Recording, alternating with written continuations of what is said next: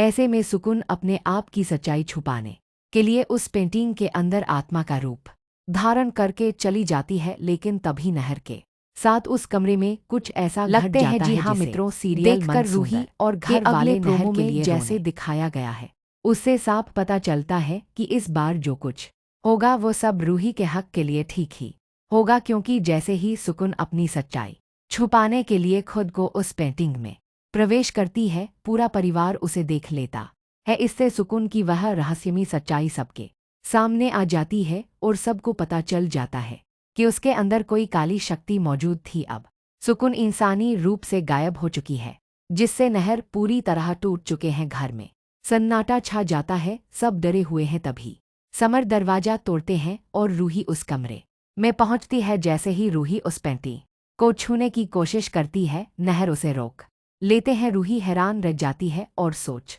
में पड़ जाती है कि आखिर इस पेंटिंग में ऐसा क्या है। तभी पेंटिंग थोड़ा सा हिलती है, जिसे देखकर परिवार वाले घबरा जाते हैं।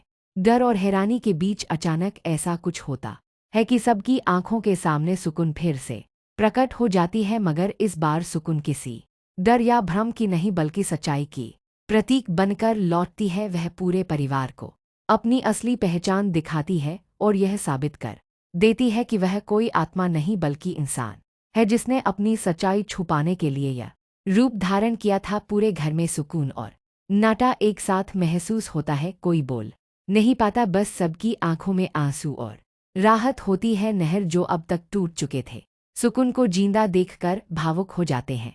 उनके चेहरे पर राहत के साथ प्यार भी झलकता है। वहीं रूही के मन में अब एक नया